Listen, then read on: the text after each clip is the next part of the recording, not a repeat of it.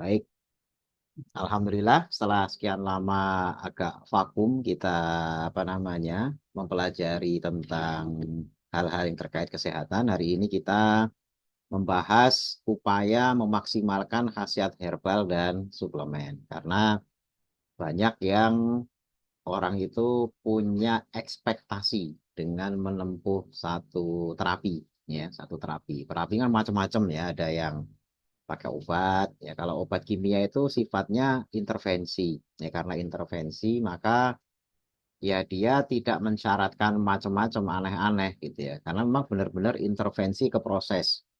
Tapi kalau seperti herbal itu jarang yang langsung intervensi ya, artinya ada hal-hal yang harus diperhatikan sehingga karena bukan intervensi langsung maka ada yang harus disesuaikan dari lifestyle. Jadi kalau herbal itu biasanya harus dikondisikan dengan lifestyle yang tepat.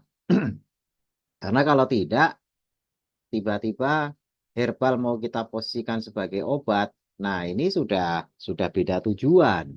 Ya, kita pengen herbal ini tidak seperti obat gitu ya. Karena obat itu kan efek samping, kemudian orang takut dengan bahan kimia dan sebagainya. Tiba-tiba kita itu pengen herbal itu memiliki sesuatu yang sama dengan obat, ya. Tapi nggak pengen ada efek samping, ya. Itu mimpi, ya. Itu mimpi. Karena kalau memang mau diposisikan sebagai obat, ya kenapa nggak langsung obat saja, gitu ya? Langsung obat itu sudah memang tujuannya intervensi ke dalam prosesnya langsung.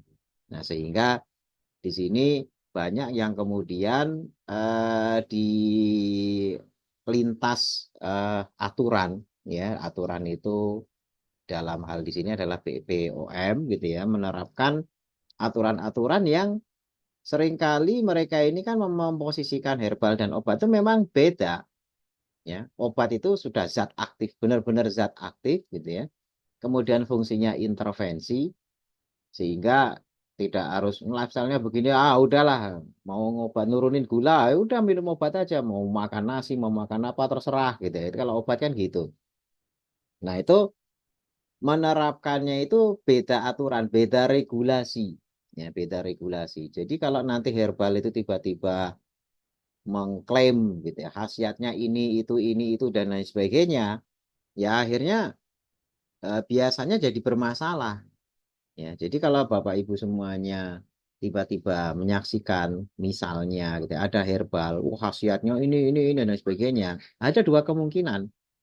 Pertama, ya jelas itu melanggar aturan. Melanggar aturannya itu dua macam. Ya, yang pertama izin ke BPOM-nya itu tertib, tapi praktek di lapangannya berantakan. Jadi nyuri-nyuri, misalnya khasiatnya untuk ini dan sebagainya itu tidak sesuai dengan yang dia daftarkan. Biasanya yang kayak gini ini akan rutin jadi binaannya BPOM dipanggil, perusahaan herbalnya diingatkan dan sebagainya. Atau yang kedua, tipe yang memang nyuri-nyuri, jadi izinnya nggak jelas, ya, ilegal, sehingga dia nggak terlalu peduli masalah overclaim itu nggak terlalu peduli, ya, over promise nggak terlalu peduli, sehingga dalam herbal itu dia bilang anti kanker lah, anti inilah, anti tumor, mengobati segala macam ini itu dan lain sebagainya gitu ya. Nah, iklannya gede gitu ya, dia main iklannya gede gitu ya, merajai Meta di Instagram maupun di Facebook itu, ya pokoknya digelontorkan dana besar gitu ya. Fungsinya yaitu dengan kata-kata kunci yang dicari oleh konsumen. Ya akhirnya konsumen, ya namanya konsumen kan pengen cepat, tapi nggak mau obat. Sekali lagi mimpi, gitu ya, mimpi. Nggak mau obat, tapi reaksinya seperti obat, terus nggak mau merubah gaya hidup dan lain sebagainya. Akhirnya coba-coba, tapi rata-rata ya sekali lagi yang kayak gitu-gitu cuma jebakan sekali dua kali beli nggak ngefek, udah nanti ada produk yang lain lagi. Sehingga di sisi konsumen ya lama-lama bukannya tambah baik kondisinya, tapi akan mengalami kekecewaan. Akhirnya kepada herbal itu turun kepercayaan.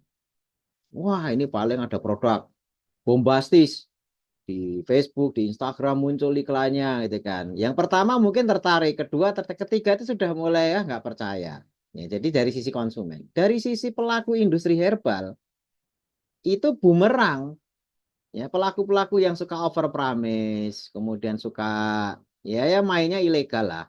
Ya, menawarkan khasiat begini begitu dan lain sebagainya secara tidak holistik. Pokoknya dia memperlakukan herbal itu kayak obat ajaib gitu ya.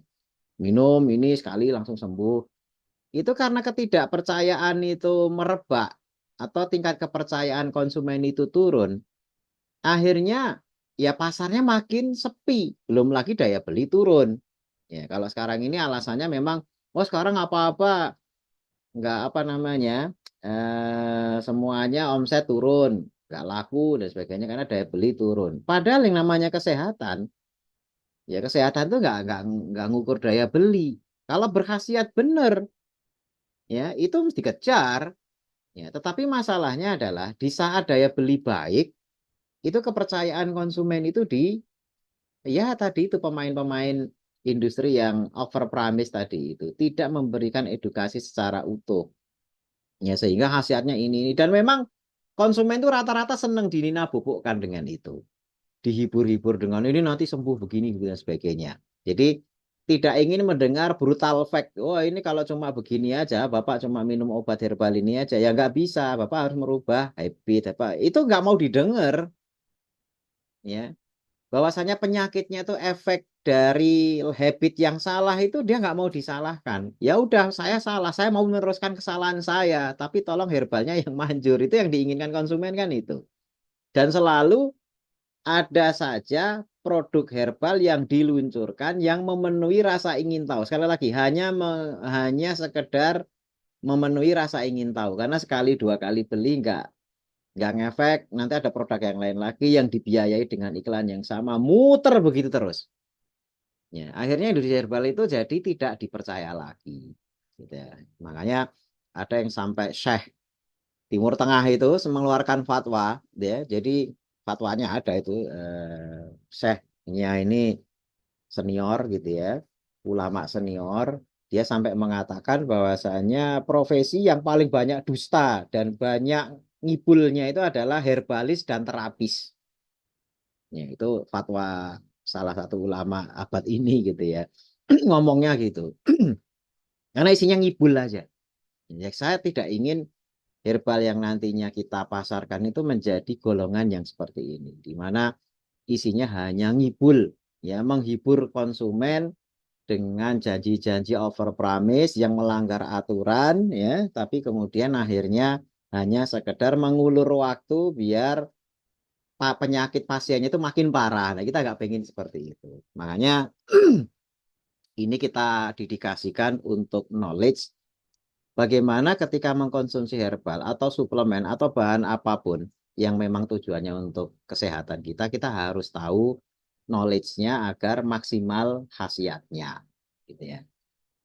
Nah, langsung saja kepada materinya. Jadi fungsi herbal dan suplemen rata-rata orang mengkonsumsi itu ya beragam tujuan. Ya, yang pertama itu memberikan kecukupan komponen nutrisi. Ya, biasanya yang mikro, walaupun ada juga yang menyediakan komponen makro, tapi rata-rata mikro.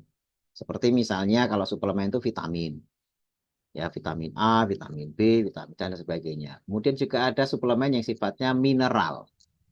Ya, mineral itu kalsium, kalium, natrium, zinc, ya, magnesium dan lain sebagainya. Jadi zat-zat mineral yang dibutuhkan oleh tubuh. Kalau kalsium biasanya untuk tulang, ya, kemudian kalium untuk pencernaan, untuk jantung, gitu ya. Nah, ini hal-hal yang rata-rata herbal atau suplemen itu dikonsumsi untuk itu. Ada vitaminnya, ada mineralnya, ya kecukupan komponen nutrisi. Biasanya ini diberikan kepada yang mengalami defisiensi. Defisiensi itu kekurangan, makanya dia harus ditambah, gitu ya. Ditambah selain dari yang biasa dimakan atau diminum. Jadi ini sifatnya suplemen. Makanya sebetulnya suplemen gitu ya untuk melengkapi ya, menambah dari apa yang biasa dia konsumsi. Kemudian yang kedua, fungsi herbal dan suplemen adalah memanfaatkan sifat antioksidan. Ya, artinya antioksidan kita konsepnya sudah kita pelajari sebelumnya terkait sama pencurian pasangan elektron, ya, di mana tubuh kita itu kehilangan pasangan elektron, jadi harus dikasih elektron donor. Dengan elektron tambahan ini maka sel akan stabil lagi. Yang tadinya kehilangan jadi dikasih donor sehingga tidak kehilangan. Jadi sifat antioksidan itu donor elektron. Nah, ini sifat dari apa fungsi dari herbal dan suplemen. Kemudian yang ketiga itu memanfaatkan komponen zat aktif. Nah, sebenarnya kalau memanfaatkan komponen zat aktif ini sudah mirip obat walaupun belum 100%. Ya, seperti misalnya penisilin. Penisilin itu dari jamur. Ya, penisilin itu dari jamur. Komponennya ya penisilin namanya. Jadi mengandung penisilin. Kalau nama jamurnya, saya agak lupa nama latinnya, tapi ada kata penisilinnya juga. Itu kan nama jamurnya. Dari jamur penisilin itu kemudian diekstrak, diisolasi komponen zat kimia yang namanya penisilin. Jadi penisilin itu herbal. Ya, itu yang kemudian dipakai untuk membunuh kuman. Nah, komponen zat aktifnya ya penisilin itu. Nah, terus dibuat sintetisnya. Dari penisilin itu ada dibuat yang ikatan kimianya itu dibikin di pabrikan. Bukan lagi nanam jamur.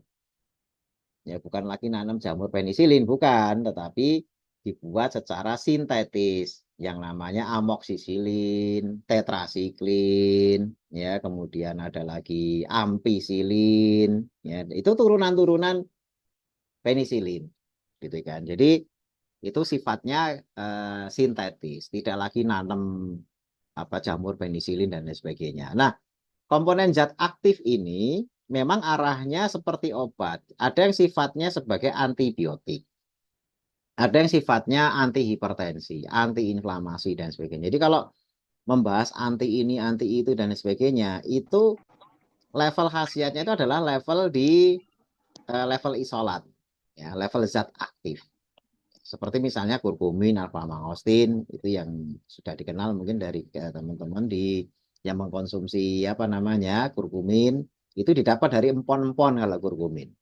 Rata-rata kalau bahas empon-empon itu bahasnya kurkumin. Ya, jadi itu zat aktifnya. Entah itu bahas temulawak, entah itu bahas kunyit, temu putih, temu ireng atau yang lain-lainnya itu kurkumin. Kemudian kalau kulit manggis itu alfa mangostin. Nah, kalau bahasa batu sauda, zat aktifnya itu timokuinon. Walaupun ada zat aktif yang lain dari habatus sauda, tapi babonnya itu timokuinon. Itu yang anti kanker, anti radang, anti hipertensi dan lain sebagainya itu adalah timokuinon. Jadi bukan habatus sauda utuhnya, ya, tapi timokuinon. Kalau habatus sauda utuhnya itu biasanya dicari nutrisinya dan sifat antioksidannya.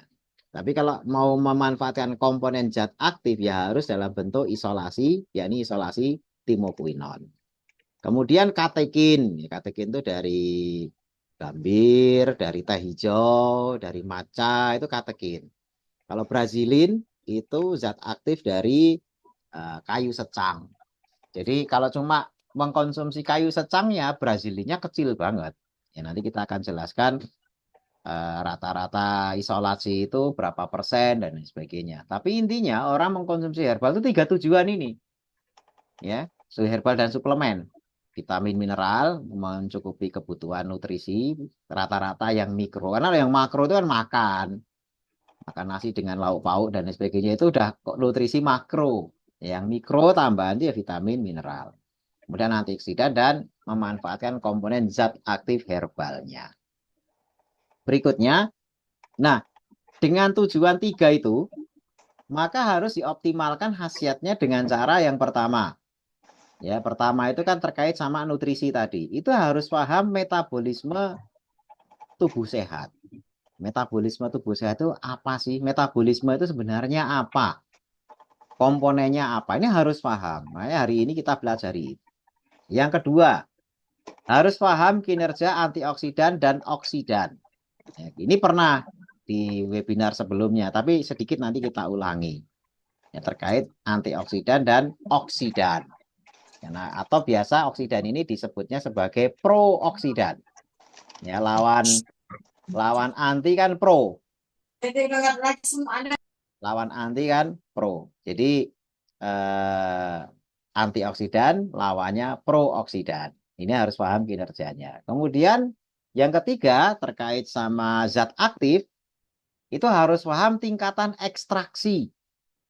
Ya, dan farmakologi bahan terapi ini terkait sama herbal. Ekstrak itu apa sih? Isolat itu apa sih? Kalau ada ekstrak temulawak dan sebagainya itu sebenarnya gimana sih? Misalnya ekstrak itu apa? Nah, ini kita pelajari. Sehingga nanti kita paham tentang khasiat herbal itu yang sesungguhnya gimana. Nah, kemudian berikutnya kita bahas metabolisme dulu. Ya, metabolisme sehat. Karena kan tadi untuk paham tentang nutrisi itu kita harus paham metabolisme. Metabolisme sehat yang secara holistik, ya, yang namanya sehat holistik itu sehat jasmani, rohani dan sosial ekonomi. Itu definisi WHO itu. Ya. Nah, untuk jasmani dan rohani modal pokoknya itu adalah konsumsi yang halal dan thayyib. Kalau sosial ekonomi bisnis aja. Ya, kita menawarkan bisnis juga, entah jadi bisnis affiliate, bisnis herbal kita dan sebagainya. Nah, halal itu untuk kesehatan rohani. Ya, karena makan babi sama makan apa namanya? Sapi gitu ya. Secara nutrisi ya babi mengandung nutrisi A, B, C. Sapi mengandung nutrisi A, B, C gitu ya. Oh, tapi kan ada cacing pita, sapi juga ada cacingnya sama gitu ya. Kalau dikelola secara higienis dua-duanya juga aman. Tetapi untuk rohani sapi itu oke. Tapi kalau babi tidak oke. Ya, makanya kalau masalah nutrisi, babi sama sapi diukur di ini dan sebagainya, masing-masing punya nutrisi. Tapi kita kan pengen jasmani rohani sehatnya, bukan hanya jasmani tok. Ya, jadi untuk itu maka halal. Itu untuk rohani, kesehatan rohani. Makan babi walaupun wah ini sudah bebas kuman dan lain sebagainya, nutrisinya lebih tinggi, mungkin lebih unggul dan lain sebagainya, tapi untuk rohani itu jeblok. Ya, itu jeblok. Nah, untuk yang jasmani itu harus yang toyib. Jadi tidak sekedar halal. Ya, sekali lagi ya. Untuk jasmani tidak sekedar halal. Tapi toyib. Sudah diabetes. Terus mainnya ke es krim gitu. Es krim yang kekinian. Ya, kadar gulanya. Ya dari 100 gram kadar gulanya 90 gram. Wah itu kan berarti 10 gramnya itu cuma tambahan. Yang lainnya gula gitu ya. Semuanya gula. Lah halal, halal. Wah ini penting halal. Bismillah. Gitu. Iya, tapi nggak toyib. Ya, jadi harus lengkap. Ya, jadi hanya sekedar, oh, ini ada label halalnya lah. Iya. Ya makanan yang untuk apa namanya? Secara label halal sudah ada halal MUI-nya, itu sekedar diperiksa ada kandungan halal haramnya apa enggak. Itu kan nanti dapat sertifikat halal MUI ya. Tetapi ternyata pabrikannya itu membantu Zionisme sehingga duitnya itu untuk membunuh saudara kita di Palestina. Nah, itu sudah lagi tidak lagi halal akhirnya kan mengeluarkan ya karena sudah tidak toyib juga gitu ya. Ada unsur di mana tidak hanya sekedar halal dan artinya tidak ada komponen yang ini tapi tujuan juga. Ya, makanya sekali lagi hal-hal seperti ini harus utuh. Ya, jadi hanya jangan sekedar mengejar halal. Toyibnya juga. Ya, toyib itu untuk jasmani. Banyak makanan yang halal, tapi kalau sudah tidak toyib jangan dipaksakan. Oh, tahu ada hadisnya lah. Yang halal itu semuanya ada hadisnya. Ya, yang halal itu ada hadisnya. Mosok nggak ada hadisnya. Dikatakan halal, dikatakan haram itu karena kita mengikuti hadis dan aturan dari Al-Quran gitu ya. Tetapi masalahnya bukan masalah itu. Ya, halal itu terkait sama rohani memang ada dalil. Masalahnya toyib atau tidak. Toyib itu dipelajari di kedokteran. Ya, toyib itu dipelajari di ilmu kedokteran. Sehingga kalau hanya standarnya halal, ya tubuh seseorang itu bisa hancur karena tidak memperhatikan toyibnya. Padahal di dalam ayat itu selalu beriringan tuh. Halal itu selalu diiringi dengan toyib. Ya, karena kalau yang tidak toyib itu ya efeknya juga tidak toyib. Kemudian Nah, badan sehat itu dibangun dari metabolisme yang sehat. Ya, metabolisme yang sehat adalah metabolisme yang seimbang, ya, yang menganut keseimbangan homeostasis. Ya.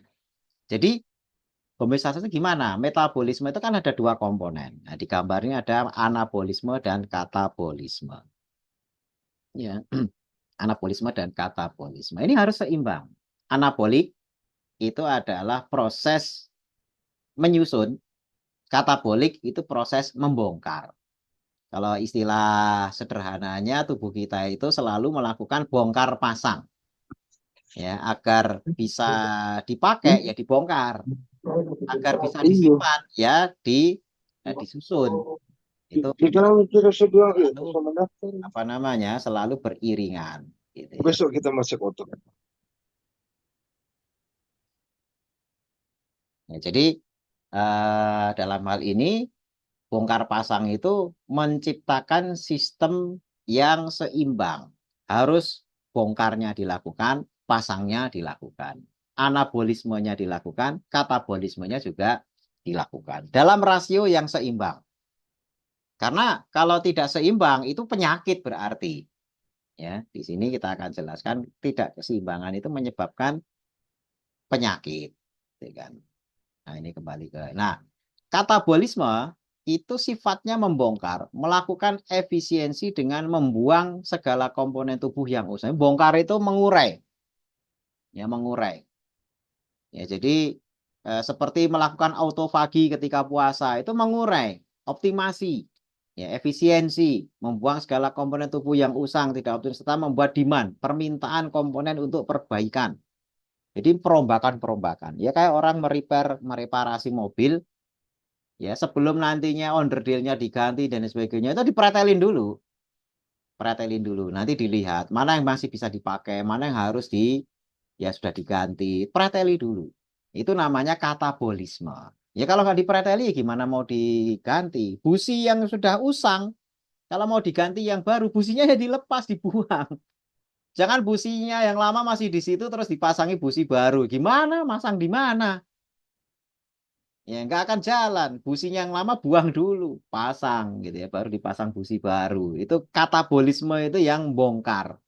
Nah, katabolisme terjadi saat tubuh diberikan stresor. Seperti apa? Misalnya puasa. Puasa itu katabolik. Olahraga itu katabolik. Aktivitas kerja siang-siang ini katabolik. Makanya waktu optimal untuk katabolisme itu adalah di waktu siang, di waktu terpapar cahaya. Di waktu memang yang didesain oleh Allah untuk menerima stresor, yakni waktu siang.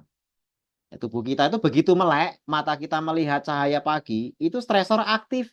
Makanya terus hormon stres naik, yakni kortisol di pagi hari.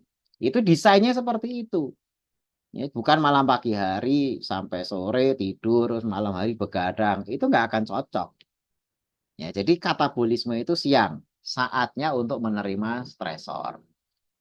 Nah, anabolisme itu sistem yang membangun, menyusun. Sifatnya membangun atau menyusun. Nah, di sini tentu saja membangun penyusun ini baru bisa dilakukan dengan syarat bongkarnya yang di siang hari itu sudah apa namanya? Sudah dilakukan. Karena proses pemasangan kalau belum ada pembongkaran ya nggak bisa. Ya, seperti tadi yang saya katakan, busi kalau mau diganti baru yang lama juga harus dicopot dulu. Ya. Nah, siang hari stresor dilakukan, olahraga, puasa, dan lain sebagainya. Malam harinya ini saatnya anabolisme. Ya, ini sistem yang membangun, menyusun komponen dengan komponen baru yang lebih optimal, serta menyimpan komponen yang berlebih. Anabolisme terjadi waktu apa makan, rileks, dan tidur.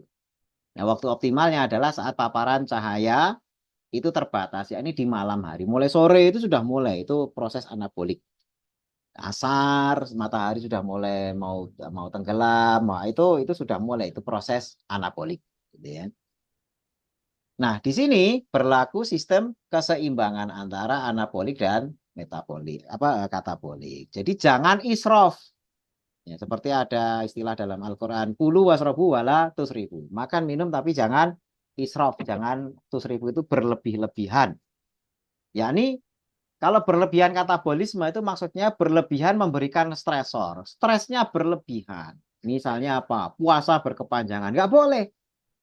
Nabi itu senang puasa. Tapi ada orang yang pengen puasa terus-menerus, itu dimarahi. Nggak ada puasa wisol. Puasa terus-menerus itu. Nggak ada. Jadi puasa nggak boleh terus-menerus. Berkepanjangan itu nggak boleh. Karena itu israf. Itu berlebihan katabolismenya. Makanya juga dalam ibadah itu orang yang menyegerakan berbuka itu orang top. Ya, disukai sama Allah. Jadi tidak memanjang-manjangkan puasa, "Ah, masih kuat, nanti aja habis isya." Enggak. Ya, enggak boleh berlebihan memberikan stresor. Kemudian aktivitas diforsir itu enggak boleh. Ya kerja apa-apa diforsir. Sudah selesai sore, malam lembur gitu ya. Nanti masih ini lagi itu enggak boleh. Itu namanya katabolisme berlebihan. Ya, akhirnya ya tadi stres kronis. Akhirnya perombakan berlebih. Kan semua komponen tubuh ketika katabolik itu kan dirombak. Ketika puasa perombakan autofagi ya, hal-hal yang rusak apa dirombakin. Tapi kalau berkepanjangan, berlebihan, maka akan terjadi defisiensi, kekurangan. Ya, ketika haid, ibu-ibu haid. Haid itu proses katabolik. Ada yang dibuang, yakni dinding rahimnya itu dibuang. Kan ada bleeding, ada perdarahan ketika haid itu.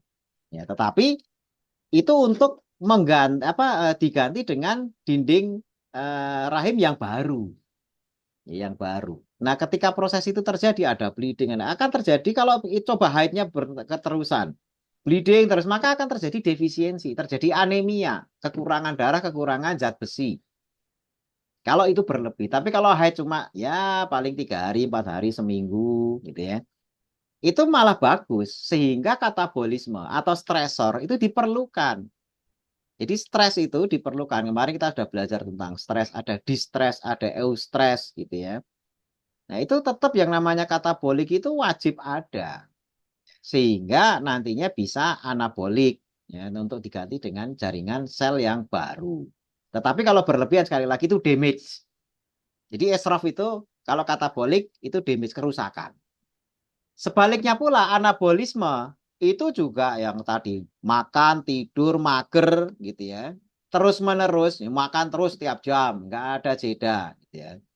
Tadi jam 1 makan, jam 2 makan, jam 3 makan. Ya walaupun hanya ngemil, ngambil apa, nyaplok apa dan itu terus gitu ya. Jadi memamah biak terus dari jam 1 dari jam 5 pagi sampai jam 5 sore sampai malam. Berhentinya ketika tidur. Tidur pun cuma sebentar. Tidurnya cuma sebentar. Jadi nggak makannya cuma ya paling 3-4 jam ketika tidur malam. Habis itu makan lagi, ngunyah lagi gitu ya. Jarang puasa, jarang gerak. Ini akan terjadi penumpukan. Ya, penumpukan yang tidak kepake karena di barang-barang baru, sel-sel baru, komponen-komponen baru itu ditumpuk bareng dengan sel-sel lama yang belum dirombak. Ya, ada sel-sel kita yang harus dikatabolik. Dikatabolik itu dirombak, dibuang. Tetapi gara-gara kita makan terus-menerus, nggak pernah olahraga, nggak pernah aktivitas yang sifatnya katabolik, itu akhirnya sel-sel yang sudah rusak, yang harusnya dibuang, nggak ada yang buangin. Akhirnya jadi sel zombie, atau disebut sebagai sel senescence. Sel zombie inilah yang nantinya akan memiliki potensi menjadi sel kanker. Ya, atau sel senescence itu sel zombie yang akan menjadi, karena itu sebenarnya sel yang sudah nggak dipakai, tapi ada yang bersinggah, ada yang bongkar. Belum dibongkar tapi dipasangi yang baru, pasangi yang baru terus. Nah, itulah sumber penyakit. Nanti akan terjadi metabolic syndrome, nanti damage juga.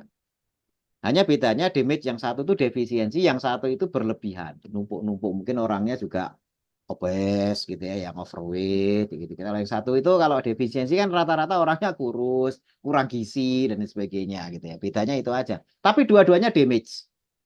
Ya, bukan yang satu makmur, yang satu kurang makmur, enggak. Ya. Lebih dari makmur itu sudah damage juga, sama. Jadi kedua komponen itu tetap dilakukan, tapi harus imbang. Berikutnya. Nah, keseimbangan ya, konsep dalam herbal ya terkait sama homeostasis itu juga menganut keseimbangan seperti ini. Jadi herbal yang kita masukkan itu sebenarnya adalah tujuannya untuk menciptakan keseimbangan baru. Keseimbangan baru itu maksudnya seseorang itu kan tidak ingin hanya di apa namanya ya, di kondisi yang monoton, tidak ada perubahan, tapi pengen berkembang, ya, pengen tumbuh. Ya, jadi misalnya kekuatan otot tadinya satu, maka dia harus diubah kekuatannya menjadi dua. Jadi kekuatan dua itu maksudnya tadinya katabolik dan anabolik itu nilainya satu. Maka katabolik dinaikin jadi dua. Tapi katabolik yang naiknya dua harus diikuti anabolik yang juga naik dua. Ya. Kalau kataboliknya dua, anaboliknya cuma satu, itu damage. Ya, karena katabolik itu ngerombak, tapi ternyata yang masuk cuma satu. Ya, ngerombaknya dua, yang masuk cuma satu. Atau sebaliknya, anabolik, dia menyusun dua, tapi yang dirombak cuma satu, yaitu surplus. Surplus ini nanti damage juga. Jadi kalau nilainya satu, katabolik, anabolik satu, naikin semuanya katabolik dan anabolik itu dua. Nanti naikin lagi jadi tiga. Nanti sampai skornya itu tinggi. Ya, skornya itu tinggi. Jadi itu harus diletakkan dalam homeostasis. Konsumsi herbal itu gitu. Konsumsi apapun jenis herbal dan suplemen, jika tanpa diiringi katabolisme untuk merombak dan menyusun permintaan atau demand, komponen zat berkhasiat itu tidak akan dipakai. Efeknya apa? Herbalnya sia-sia. Jadi herbal itu konsumsinya dalam kondisi anabolik. Ya, anaboliknya berapa? Oh, dua misalnya. Herbal kita nilai misalnya dua atau tiga. Ya harus melakukan katabolik dua atau tiga. Kalau tidak, yang dua atau tiga ini nggak dipakai. Dia hanya akan ditumpuk atau malah dibuang. Kalau tidak bisa disimpan oleh tubuh akan dibuang. Contoh misalnya vitamin C. Butuhnya cuma 35. Ya, karena dia tubuh menyusun hanya demand-nya 35. Maka walaupun minum 500 miligram, ya hanya kepake cuma 35. Yang 400-an sekian dibuang lewat urin. Kalau itu berketerusan ginjal rusak. Jadi pentingnya menyusun demand itu. Karena kalau tidak akan dipakai gitu ya. Tidak akan dipakai atau dibuang lewat urin. Jadi mulai sekarang konsumsi herbal dan bahan alami secara holistik dan bahan alami itu harus secara holistik, seimbang dan selaras dengan sistem metabolisme tubuh. Jadi dikaitkan sama kataboliknya. Ya, sebagaimana di gambar ini, gitu ya. Di gambar ini tentang homeostasis gitu ya. Ada reseptor. Ya, reseptor itu bagian tubuh yang menerima perlakuan. Karena menerima perlakuan terjadi ketidakseimbangan. Jadi tubuh kita itu setiap hari melaporkan ketidakseimbangan. Nah, kemudian dilaporkan ke efektor. Efektor kita itu mau melakukan apa? Efeknya apa?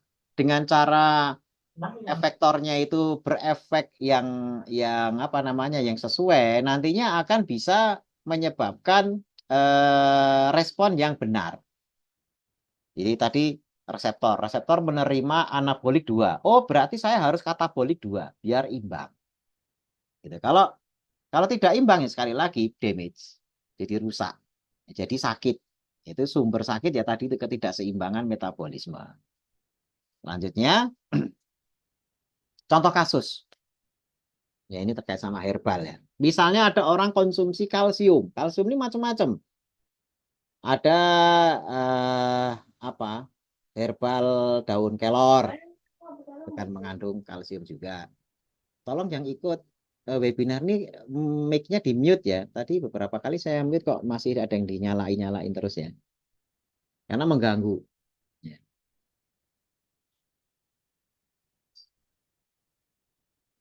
Tolong yang ikut webinar di mute aja karena kan tidak ingin bicara juga kan. Kalau enggak ya kalau mau bicara enggak apa-apa silakan bicara. Saya kasih panggung kalau memang mau bicara. Baik, saya lanjutkan. Jadi contoh kasus misalnya herbal yang sifatnya suplemen untuk kalsium gitu ya, kalsium. Nah, itu kan biasanya untuk osteoporosis. Ya, konsumsi kalsium itu anabolik, memasukkan makanan atau sumber nutrisi. Nah, ini harus diiringi katabolik untuk membuat demand penggunaan kalsium itu dengan beban atau olahraga. Yang sering saya contohkan, Ya kalau tulangnya keropos, bikin agar tulang tersebut membuat atau menyusun permintaan.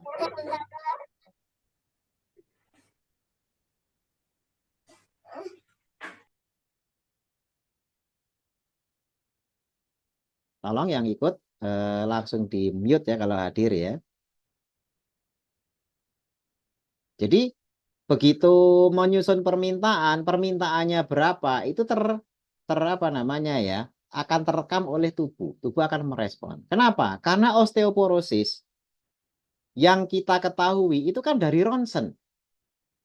Tubuh kita merespon kekurangan kalsium bukan dari foto ronsen. Foto ronsen itu kan buat mata kita. Ya, jadi misalnya Bapak Ibu di sini ada yang tulangnya keropos, periksa ke dokter. Bu, ini tulangnya kok kelihatannya ini ya sakit dok, gini begini ya udah difoto. Akhirnya difoto ronsen. Nah, begitu difoto ronsen, wah keropos Bu, densitasnya nilainya cuma 0, sekian atau berapa lah gitu ya. Yang artinya kalsiumnya kurang. Itu kan ronsen. Ya, gara-gara kita melihat ronsen terus tubuhnya akhirnya berarti tubuh harus menyerap kalsium. Dari mana? Itu kan mata kita yang baca. Ya, sementara permintaan kalsium itu harus dibuat oleh tulangnya, bukan oleh mata. Yang butuh itu adalah tulang, bukan mata kita. Mata kita melihat ronsen memang, terus diterangin sama dokter. Dokternya bilang, Bu, tulangnya keropos. Pak, tulangnya keropos. Itu kan mata dan telinga kita yang dengar. Kakinya dengar enggak? Tulangnya dengar enggak? Belum. Ya. Tulang atau kakinya yang kekurangan kalsium itu, atau ototnya mungkin kekurangan kalsium, itu baru menunjukkan teriakan kurang kalsium kalau dipakai. Jadi Bapak Ibu itu nggak bisa misalnya ngomong pakai mulut, wahai tubuhku yang terhormat, Anda ini kekurangan kalsium, tolong dong produksi, nggak bisa begitu. Ya, itu kan yang dengar cuma telinga. Ya, itu yang dengar cuma telinga. Kaki kita nggak ada telinganya, tulang kita tuh nggak punya telinga. Harus ada sinyal yang lain. Sinyal yang lain itu apa? Beban. Jadi kakinya dikasih beban. Kalau dikasih beban kok bentoyong, kakinya nggak kuat gitu ya, terus nyeri, ya malah ada sebagian retak, agak patah dan sebagainya. Itu sinyal itu, tubuh langsung lah kakinya lemah ternyata. Jadi lemahnya kaki itu diketahui oleh tubuh karena dipakai. Ya. Kalau nggak pernah dipakai sudah keropos tulangnya, duduk melulu, disuruh Pak jalan dong ya, tapi sakit, iya jalan aja biar tubuhnya itu bisa men-scanning. Ya, jadi berdiri ya berapa menit, oh nyeri apa ya nggak apa-apa, tapi harus aktif apa namanya menerima beban. Dari situ, oh harusnya ini kan nilai bebannya 100, tapi kok cuma 40. Ya sudah berarti kurang 60. Tubuh akan aktif karena dikasih sinyal kurang, bukan dari baca ronsen. Karena tulang kaki itu nggak bisa baca ronsen. Akhirnya apa? Ketika makan kalsium atau susu kambing atau susu apalah yang ada kalsiumnya, terserah. Jadi kalsium itu kan tidak hanya di susu, di daun kelor, di sayur kita juga banyak kalsiumnya.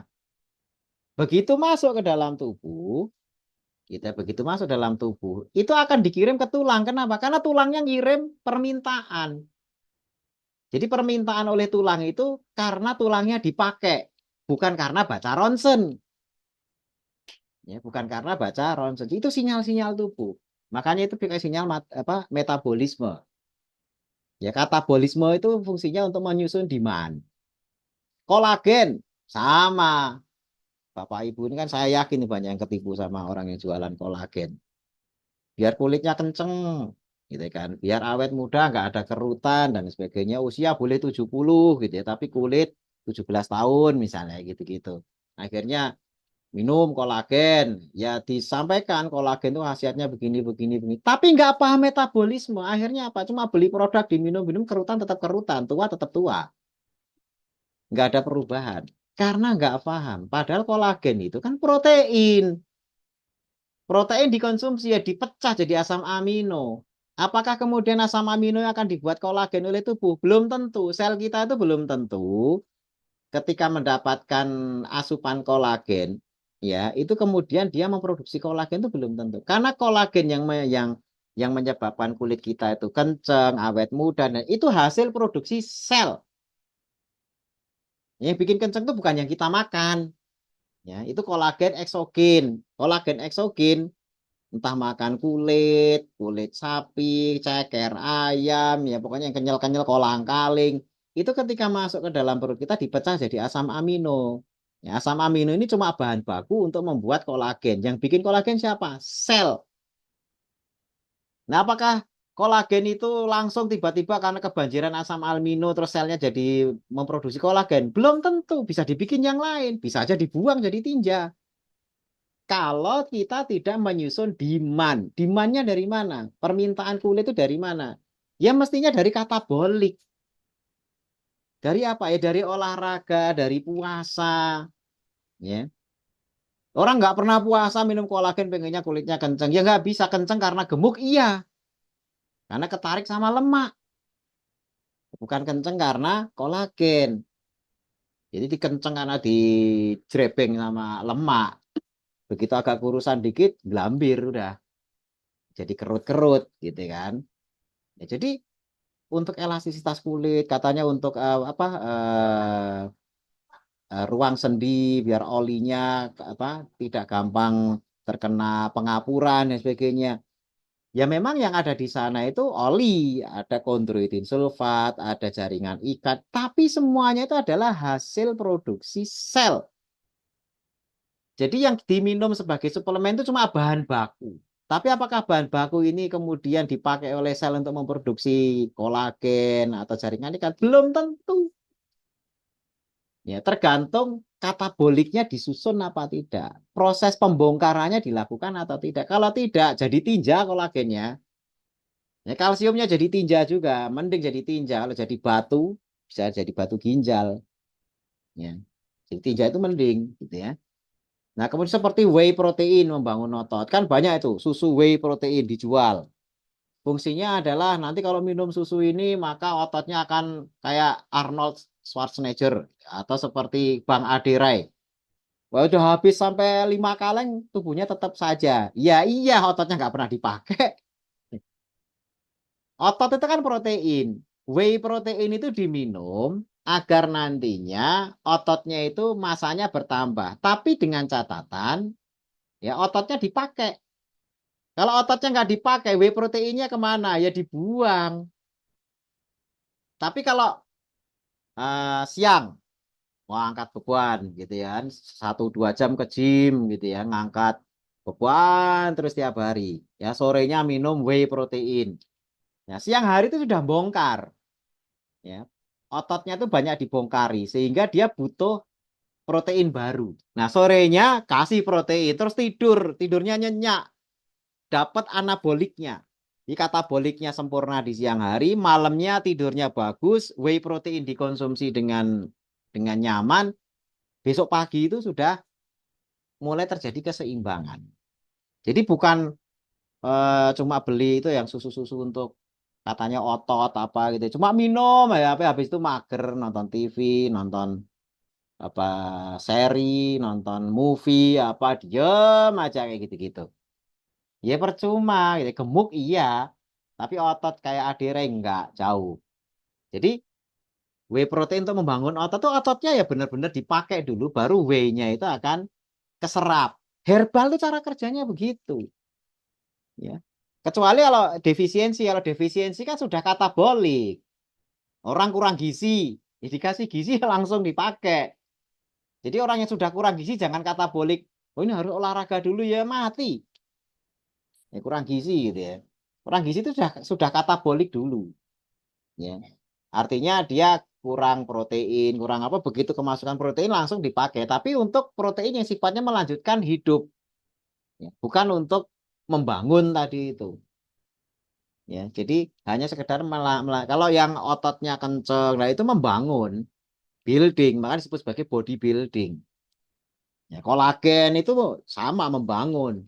Nah, membangun itu butuh demand. Ya, membangun butuh demand. Jadi dari sini kenapa kok konsumsi kolagen, konsumsi enggak? Ya karena kita nggak pernah katabolik. Caranya katabolik nanti ya Mbak tadi udah dijelasin.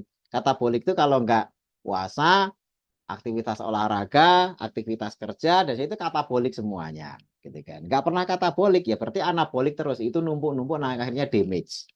Ya. Berikutnya,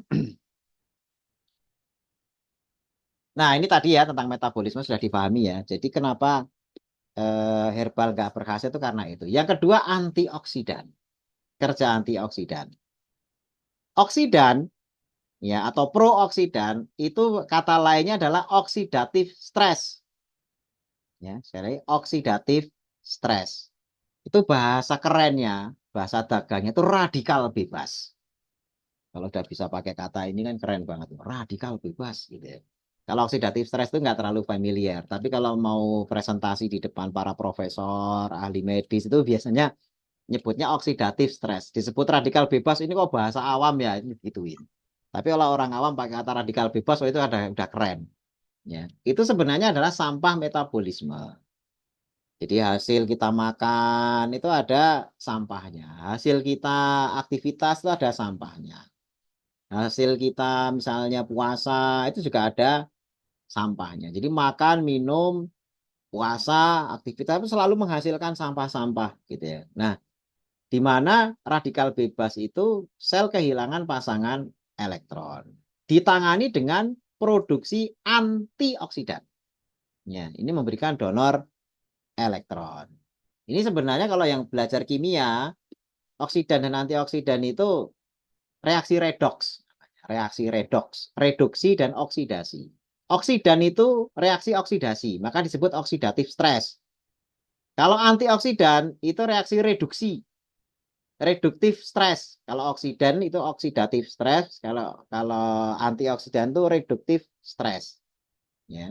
Ini reaksi redoks itu kalau yang masih ingat ya. Mungkin di sini masih atau mungkin ada guru pelajaran kimia, nanti reaksi redoks itu berlaku di antioksidan dan radikal bebas ini. Nah, radikal bebas itu bisa dari luar. Polutan. Polutan itu ya polusi udara, polusi air, ada juga sinar matahari. Itu radikal bebas dari luar. Sinar UV, sinar ya yang bahaya ya. Terus makanan minuman dari luar. Kalau dari dalam itu aktivitas fisik ya. Olahraga kemarin barusan kita bahas yang olahraga, lelah, capek, puasa, itu semuanya adalah penghasil radikal bebas, tapi dari dalam. Kalau makan minum, polutan, sinar matahari dari luar. Nah ini harus seimbang. Ya nggak boleh oksidannya terlalu tinggi atau antioksidannya terlalu tinggi. Karena ini sama-sama damage juga. Jadi keseimbangan itu penting. Jadi keseimbangan redoks. Kalau antioksidan itu keseimbangan redoks, reduksi oksidasi. Jadi radikal bebas itu reaktif oksigen spesies atau ROS, disingkatnya ROS, ya, reaktif oksigen spesies. Zat oksidan atau reaksi oksidasi itu pencuri elektron, tapi antioksidan atau reaksi reduksi itu donor elektron, dia yang ngasih. Nah, ini letaknya di proses anabolik dan katabolik, anabolisme dan katabolisme. Nah, fokusnya itu adalah di reduktif proses dan oksidasi proses. Ya, jadi di nomor 1, 2, 3, 4 ya, oksidatif proses, katabolik itu oksidatif. Katabolik itu tadi puasa, olahraga dan sebagainya itu menyebabkan radikal bebas, menghasilkan radikal bebas. Tapi radikal bebas yang dihasilkan dari puasa dan juga olahraga atau aktivitas fisik yang lainnya itu memicu produksi antioksidan. Jadi produksi dari dalam tubuh itu produksi antioksidan itu bisa dari tubuh kita sendiri yang produksi, tidak harus konsumsi dari luar. Tubuh kita itu selalu memproduksi antioksidan, tapi produksinya selalu ngimbangi jumlah oksidan yang terbentuk. Misalnya siang puasa, sore hari kita buka puasa, itu langsung nambal radikal bebas yang dihasilkan dari puasa. Jadi ketika buka puasa maghrib itu langsung yang namanya antioksidan itu produksinya tinggi. Begitu azan kita makan, tidurnya bagus, itu antioksidan melimpah. Nggak perlu pakai suplemen bisa, ya. Tapi terkait sama nantinya seberapa besar radikal bebas yang terbentuk. Kalau alami saja, alami dari puasanya tok, itu dari produksi cukup. Cuma masalahnya kalau dia terpapar yang lain-lainnya, ya kebetulan tinggal di daerah yang polusinya tinggi, rumahnya dekat terminal bis yang asapnya itu tiap ya bukan hanya sehari ya 24 jam aja, tidak hanya siang malam juga bisnya wirawir. Nah, itu bahaya itu. Artinya polusinya 24 jam juga. Ya, jadi akhirnya antioksidannya itu ya harus produksi 24 jam. Ini tentu saja hal-hal yang nantinya menyebabkan suplemen itu jadi butuh itu karena seperti itu. Ya, keseimbangannya harus dibentuk. Nah, makanya katabolisme yang pengen tahu prosesnya apa saja ini. Respirasi dan fermentasi, Krebs cycle, digestion, mencerna itu katabolisme. Ya, glikogenolisis. Hal-hal yang sifatnya lisis, lipolisis itu katabolik. Ya. Jadi lemaknya lagi dipakai, karbohidratnya dipakai, glikogennya dipakai, itu adalah proses katabolik. Tapi kalau lipogenesis, nimbun lemak, nimbun gula, nimbun glikogen, ya pokoknya serba nimbun-nimbun itu anabolik. Ya, tinggal Bapak Ibu semuanya ini senang proses yang nimbun saja atau senang yang bongkar saja, tapi yang kita sarankan adalah bongkar pasang itu harus seimbang. Jadi konsumsi antioksidan tanpa memperhatikan homeostasis itu bahaya. Bahayanya di mana? Nah, bahaya konsumsi antioksidan berlebih. Ini ada grafik homeostasis keseimbangan. Jadi antioksidan berlebih ke atas, ya itu disease. Radikal bebas, ya. Kalau apa namanya kurang pun bisa jadi disease. Jadi keseimbangannya berlebih dan kurang itu bisa semuanya bisa jadi disease. Kenapa? Antioksidan itu kalau berlebih itu akan mengganggu produksi antioksidan endogen. Jadi misalnya Bapak Ibu konsumsi herbal atau suplemen dengan kandungan antioksidan yang tinggi. Terus kita, waduh, ini kalau makin tinggi berarti makin bagus. Salah, harus sesuai dosis. Makanya berulang kali kalau konsumsi misalnya batu sauda, kupratin atau apa yang lain-lainnya, kita nggak apa namanya dosis itu benar-benar kita perhatikan. Jangan sampai berlebih tapi juga jangan sampai kurang. Ya, karena berlebih kalau itu sifatnya antioksidan mengganggu produksi antioksidan endogen. Jadi tubuh kita yang biasa produksi antioksidan jadi ngerem. Ya, karena loh kok udah banyak ya dari luar, oh dia konsumsi antioksidan. Nah, akhirnya dia ngerem. Dengan catatan tadi mungkin kalau dengan produksi tubuh sendiri sudah cukup, tambahan dari luar itu menyebabkan produksi dari dalam tubuh malah jadi berkurang. Sehingga apa? Mengganggu homeostasis. Tambahan dari luar itu mengganggu homeostasis. Karena berlebih ngasihnya. Karena punya keyakinan, oh makin banyak makin baik. Nah ini salah. Bukan masalah makin banyak makin baik. Harus sesuai dosis. Ya. Akhirnya apa? Kalau antioksidannya berlebih, dia menjadi prooksidan. Bayangin dia malah banyak ngasih donor. Ini sudah perpasangan. Pas. Harusnya kan misalnya 10 pasang. Terus ada radikal bebas. Pasangan 9, 10 ini hilang. Harusnya kan cuma butuh antioksidan 2. Ya, antioksidan 2. Dikasihlah 2. Pas. Karena yang kebutuhan elektronnya cuma 2. Tapi kurangnya cuma 2, dikasihnya 21. Misalnya. Akhirnya yang lain-lainnya ini kan nggak punya pasangan. Ya, nggak punya pasangan itu justru menjadi prooksidan. Ya, paham ya?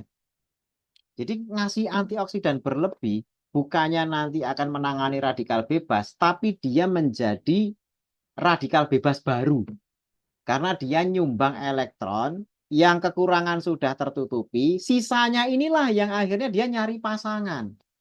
Efeknya apa kalau antioksidan berlebih? Memicu kanker karena tercipta radikal bebas baru. Ya. Kemudian kerusakan sel, penuaan dini. Jadi jangan disangka, oh ini vitamin C dosis tinggi apa gini gini gini, atau vitamin E atau vitamin A dosis tinggi, jebret, suntik apa gitu ya. Terus awet muda, enggak. Ya, itu malah justru bisa penuaan dini malah memicu kanker bisa karena berlebih. Sekali lagi ya catatannya berlebih. Bukan kalau pas ya sesuai dosis, sesuai kebutuhan itu selalu menyelesaikan masalah. Tapi kalau berlebih sekali lagi jangan israf gitu ya. Israf itu mesti damage baik metabolisme maupun antioksidan. Tidak hanya konsumsi antioksidannya tok, tetapi juga membuat create oksidannya. Dengan puasa, olahraga, dan sebagainya, yang dengan itu maka akan terbentuk oksidan. Sehingga produksi antioksidan akan dilakukan oleh tubuh dan juga bisa ditangani dengan antioksidan yang apa namanya dapat dari asupan suplemen atau herbal. Selanjutnya adalah terkait sama komponen herbal, zat aktif herbal. Nah, di sini herbal itu bertingkat. Ya, jadi kalau kita melihat skemanya di sini, ya, proses isolasi, ini saya gedein aja. Pertama sumber tanaman. Ya, kemudian dari sumber tanaman ini biasanya dipanen, terus disimpan bahan bakunya. Nah, disimpan ini kan biasanya dijemur, ya, di apa namanya, ya dibersihkan, disuci, disortir gitu ya. Kemudian ada yang dirajang-rajang. Kalau yang tradisional, yang masih bahan asli, itu dari sumber tanaman, misalnya kita punya tanaman kunyit, ya udah langsung dibedol kunyitnya, akar kunyitnya itu dibersihin, diparut, diperes. Nah, itu adalah tanaman kunyit aslinya. Itu namanya simplicia. Ya, simplicia itu ngambil dari sumber tanamannya langsung. Entah itu dalam keadaan basah atau entah dikeringkan dulu. Nah, ini ada pengeringan. Ya, ada pengeringan. Semakin ke kanan itu kan disimpan, dicuci, dirajang, terus dikeringkan. Kalau yang dikeringkan ini biasanya dirajang-rajang dulu. Misalnya ada yang jual temulawak kering, temulawaknya dirajang-rajang dulu, dijemur, ya. Setelah itu apa namanya bungkus. Sehingga beberapa pabrikan herbal itu jual racikan. Misalnya pabrikan mana gitu ya, itu di dalamnya itu sudah racikan, dalamnya ada kunyit, temulawak, ada daun apa, terus nanti kalau mau bikin digodok, ya, atau digodok itu direbus. Itu biasanya industri-industri jamu tradisional godokan, jamu godokan. Jadi langsung ya kayak kalau Bapak Ibu beli wedang uwuh. Ya, wedang uwuh itu kan juga herbal.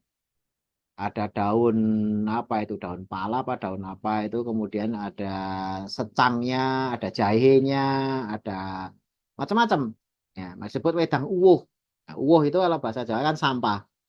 Karena dulu Kanjeng Sultan Jogja itu bikin minuman itu karena ngumpul-ngumpulin sampah ya, cuma sampah-sampah herbal itu ya, daunnya kayu apa ya kumpulin jadikan wedang ya, wedang uwuh, wedang dari mungut-mungutin sampah gitu ya. Ya tapi itu adalah simplicia. Nah, setelah modern, barang pengeringan yang simplicia itu diekstrak, disebut proses ekstraksi. Nah, ekstrak ini masih bisa diekstrak lagi. Ya. Ekstrak yang diekstrak lagi itu namanya fraksinasi. Ya, proses ekstraksi. Ekstrak cair, evaporasi, ada ekstrak kental. Nah, ada lagi proses fraksinasi. Ya, penarikan fase minyak, penarikan fase air, penarikan matriks non apa itu polimer ya. Non. Jadi intinya adalah dibuat jenis fraksi. Ya. Setelah fraksinasi ada proses namanya purifikasi, pemurnian. Ya, pemurnian. Nah, setelah purifikasi jadilah isolat. Karena ini proses terakhir itu adalah isolasi. Nah, setelah isolasi ini jadi isolat. Inilah yang disebut zat aktifnya. Kalau yang ekstraksi ini masih campur-campur sama zat lain. Fraksinasi ini juga masih campur walaupun campurannya makin sedikit. Purifikasi ini biasanya 2-3 komponen saja setelah purifikasi. Kalau sudah isolasi ini hanya satu komponen. Jadi urutannya kalau masih bahan simplicia itu bahan utuh, kulitnya, airnya, apanya masih ada. Kalau dikeringkan itu cuma kehilangan air. Ya, tapi semua komponennya masih ada. Bahkan komponen yang sudah yang tidak bermanfaat pun juga full di situ. Tinggal surat penawaran.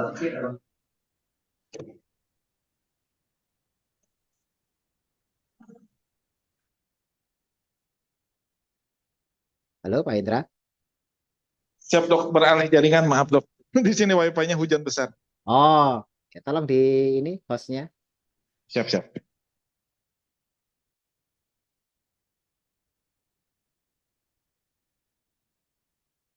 bisa dialihkan hostnya ke saya. Hostnya berpindah masalahnya.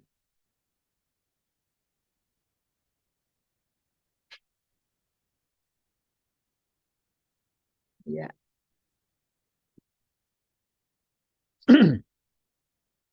Baik, saya lanjutkan. Jadi ekstraksi ini bentuknya ekstrak, tapi masih ratusan komponen. Fraksinasi ini paling puluhan komponennya. Ada komponen-komponen yang ada di situ yang mungkin nggak kepake tapi masih nyampur. Purifikasi paling 2-3 komponen. Purifikasi. Nah, kalau isolasi itu hanya satu komponen, sudah jadi isolat gitu ya. Ini penting diketahui. Nah, sehingga nantinya akan berefek kepada kandungan zat aktif. Nah, ini tingkatan ekstraksi herbal. Nah, ini perlu dipahami. Simplisia zat aktifnya itu 0,1 sampai 1%. Misal nih, kurkumin misalnya. Kalau masih konsumsinya bentuk temulawak, kurkuminnya itu paling 1%. Paling tinggi. Itu paling yang kunyit atau temulawak atau temu putih atau apalah empon-emponnya itu yang kualitasnya paling bagus di tanah yang paling ideal. Itu rata-rata cuma 0,1. 1% itu udah paling tinggi. Gitu. Jadi kalau misalnya pengen misalnya dalam 1 kilo kurkuminnya itu ya paling tinggi ya cuma 1%. Jadi kalau 1 kilogram ya kurkuminnya paling 1 gram. Ya kurkuminnya 1 gram. Biasanya kan dipakai sekian miligram. Ya 1 gram itu berarti 1000 miligram. Kalau pakai 10 miligram ya dia paling enggak harus makan sekian ons langsung. Ya paling enggak 1 ons. Ya untuk mendapatkan 1% kurkumin. Itu kalau kunyitnya bagus. Tapi kalau cuma dapat 0,1, ya sekilo itu paling hanya sekian miligram saja kurkuminnya. Itu pun kalau dapat. Tapi kan orang nggak ada orang makan kunyit kok sekilo. Ya, perutnya bisa rusak itu. Atau setengah kilo, itu tetap aja rusak. Oh, itu aja udah banyak. Orang makan kunyit biasanya cuma diparut sedikit, gitu diperes gitu ya. Makanya simplisia itu kecil banget. Ya 0,1 sampai 1%. Nah, setelah diekstrak, ya ekstrak kunyit misalnya. Ekstrak ini bukan hanya sekedar ditumbuk. Ditumbuk itu masih misalnya nih kunyit dijemur jadi kering, terus digiling. Akhirnya jadi lembut. Itu bukan ekstrak, yaitu tumbukan, masih simplisia. Ya, proses ekstraksi itu bukan karena sudah ditumbuk jadi lembut itu terus jadi ekstrak, bukan. Ekstraksi itu ada prosesnya. Biasanya pakai pelarut. Nah, tinggal pelarutnya apa? Pelarutnya apakah alkohol, pakai ether, pakai gliserin, dan sebagainya. Tinggal pelarutnya apa? Itu diekstrak. Nah, setelah diekstrak, zat aktifnya itu 1-10%. Kenapa saya bilang 1-10%? Tergantung pabrikannya itu ngasih filler atau tidak. Filler itu zat tambahan. Karena ada beberapa pabrik, misalnya ekstrak. Di sini ekstrak sekilo ada yang harganya 100.000. Yang lain sekilo itu bisa 10 juta misalnya gitu. Loh ini kok 100.000 ini 10 juta. Iya, karena yang 100.000 itu banyak dicampur tepung atau zat tambahan. Jadi ekstrak itu macam-macam harganya, tergantung dari si pembuat ekstrak itu nyampuri bahannya berapa persen, maka zat aktifnya itu antara 1 sampai 10%. Nah, oleh BP POM dulu itu belum ada aturannya, sehingga kalau beli ekstrak di kalangan para industri herbal itu ada yang harganya 10.000, ada yang harganya 100.000, ada yang harganya jutaan. Itu akhirnya nyari yang murah. Padahal yang murah itu isinya tepung tok.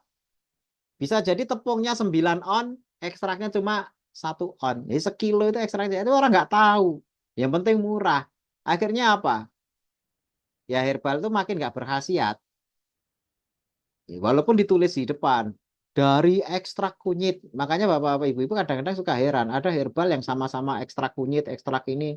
Sama-sama nyebut ekstrak. Tapi yang satu murah, yang satu mahal. Ya tergantung tepungnya berapa. Nah, regulasi yang terakhir tahun undang-undang tahun berapa itu ya, masih belum lama ini, sekitar 2-3 tahun yang lalu. Itu kandungan campuran ekstrak hanya dibolehkan 50%. Kalau dulu bisa 90%. Ya, makanya ini ekstrak itu kok minum herbal nggak ada efeknya. Iya, isinya banyakkan tepung. Atau isinya simplisia. Simplisia itu mending jangan dikapsul. Simplisia itu mending direbus sendiri ya kayak jambu godok itu lebih enak. Ya, kalau di kapsul itu kan hanya serbuk-serbuknya aja. Ya, simplisia di kapsul itu serbuk. Makanya kalau simplisia dalam bentuk kapsul harus dosis besar. Nah kalau diekstrak dosisnya agak berkurang karena dia zatnya itu sudah meningkat. Kecuali yang dicampur tepung sekali lagi. Nah kalau fraksi ini masih jarang. Zat aktifnya 10-20. Yang bikin baru ITB. Ya untuk fraksi itu yang bikin baru ITB. Yang lain-lainnya belum pernah beli. Belum pernah bikin. Ini harganya juga gila-gilaan. Nah, kalau ekstrak murni yang terpurifikasi baru kita sama Unpad. Ya, zat aktifnya di atas 90%. Ya, kalau fraksi itu zat aktifnya cuma 10-20%. Ya, kalau yang isolat atau ekstrak murni terpurifikasi tadi gitu ya, itu zat aktifnya 90%. Nah, ini karena selalu simplisia diekstraksi jadi ekstrak. Ekstrak diekstraksi lagi jadi fraksi. Fraksi diekstraksi lagi jadi isolat. Jadi bertingkat seperti itu. Nah, zat aktifnya juga karena dibuangin. Jadi ibaratnya saringannya makin kecil. Yang simplisia jadi ekstrak itu saringannya masih gede. Makin ke bawah ini makin kecil saringannya. Makin yang ke isolat itu saringannya hanya ngambil satu komponen saja. Nah, ini makanya mahal karena prosesnya juga mahal. Nah, ini akan meningkatkan khasiat. Ya, karena kalau masih simplisia khasiat zat aktifnya cuma sekian persen gimana mau ngefek. Makanya kalau masih simplisia atau ekstrak BPOM itu nggak boleh menuliskan untuk ini untuk itu nggak boleh. Ya biasanya ya untuk menjaga kesehatan gitu ya. Walaupun beberapa komponen sudah boleh untuk kanker seperti kita temu putih, temu kunyit apa untuk kanker itu sudah boleh. Itu sesuai dengan petunjuk BPOM. Tapi kalau untuk hipertensi, untuk ini dan lain sebagainya semuanya dituliskan itu nggak boleh, itu regulasi. Karena ngawasin pabrik herbal satu-satu itu nggak bisa. Makanya salah satunya kenapa kita perlu edukasi dengan cara webinar seperti ini untuk mengenalkan yang ini nih. Proses ini terjadi di pabrik. Ya, kalau yang dijual sudah sampai di apotek, ya sudah di apotek di toko herbal, orang nggak akan lihat pabriknya. Orang lihat brosur, brosur itu bisa nipu. Ya kalau di ketahuan BPOM apa yang nipu-nipu diangkutin dipanggilin pabriknya gitu kan dan itu tidak pernah diketahui oleh konsumen ya jadi sekali lagi ini penting diketahui agar kefahaman tentang saya sudah konsumsi kok belum ini dan sebagainya padahal sama-sama ekstrak ada ekstrak jahe ada ekstrak ya ekstraknya campurannya berapa persen itu baru ekstrak belum fraksi belum isolat gitu. Kalau sudah isolat itu memang zat murni aslinya ya. Nah ini agar nantinya dengan cara ini khasiat herbal itu juga kita tidak terlalu ekspektasinya terlalu besar gitu. Kayak obat ya orang kita jauh dari obat gitu kan. Belum lagi nanti disesuaikan dengan metabolismenya, belum lagi disesuaikan dengan komponen antioksidan atau oksidannya tadi dan lain sebagainya. Nah, sekaligus juga setelah tahu proses ekstraksi ini juga tahu farmakologinya. Tadi kan saya bilang farmakologi. Kenapa? Karena sesudah jadi ekstrak murni ini ternyata ada hal-hal yang bisa dilakukan untuk meningkatkan khasiat. Contoh misalnya kurkumin. Kurkumin itu susah diserap. Termasuk alfa mangostin itu juga susah diserap. Jadi sudah 100%. Kita punya produk 100%. Tetapi penyerapannya ini baru akan bagus kalau ada komponen lain. Kalau kurkumin kita campur piperin. Itu akan meningkat 20 kali lipat penyerapannya.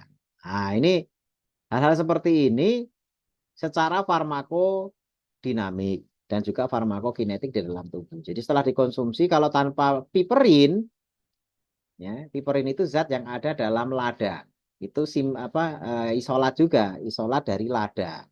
Nah, itu beda kalau misalnya kunyit campur merica atau lada, beda. Karena itu masih simplicia semua. Yang benar itu adalah kurkumin untuk meningkatkan penyerapannya dicampur piperin, bukan lada. Piperin dan lada beda. Lada ada dalam piperin ada dalam lada. Ya, tapi komponennya tadi itu kalau masih lada bentuknya simplicia ya kecil banget, ya hanya 0,1 sampai 1% saja piperinnya gitu. Nah, ini makanya farmakologinya harus diketahui penyerapannya seberapa banyak gitu. Itu dibantu dengan cara gimana biar naik itu juga harus dipahami. Kemudian untuk alfa mangostin misalnya itu juga akan meningkat kalau diminum bareng zaitun atau minyak ya VCO. Jadi pokoknya dia dicampur dengan minyak. Penyerapan alfa mangostin ya dalam hal ini kalau alfa mangostin manggistek gitu itu akan naik kalau dicampur minyak. Makanya selalu saya pasangkan dengan misalnya kayak minyak ikan, salmon leaf atau nigel leaf atau tibuna habatus sauda itu karena penyerapannya akan meningkat drastis dengan adanya minyak yang diikutkan bareng alfa mangostin. Itu karena paham farmakologi. Ya. Dan hal-hal lain yang nantinya juga difahami misalnya yang menghambat penyerapan apa. Nah, kayak gitu-gitu tuh juga ada ilmunya. Seperti misalnya bentukan kurkumin kalau nano dengan proses nanoteknologi dia penyerapannya lebih banyak karena nano itu partikelnya jadi kecil banget. Ya, tapi kita teknologi nano itu mahal. Isolat sendiri harganya mahal, dibikin nano lebih mahal lagi. Bisa jadi satu kapsulnya itu mungkin kalau dijual di atas 10.000 satu kapsulnya. Nah, itu sudah mulai nilai ekonomisnya berat. Ya, udah mulai berat. Kalau obat tuh biasanya orang masih mau. Kalau herbal suplemen itu rata-rata, waduh, 110.000. Wah, berat juga. Gitu ya. Makanya teknologi nano itu di Indonesia ini hanya cuma klaim. Ketika ditanya nano apa, oh, ternyata cuma labnya itu standar nano. Tapi partikel herbalnya nggak nano gitu ya. Jadi kadang-kadang orang itu hanya mengklaim, oh ini teknologi nano.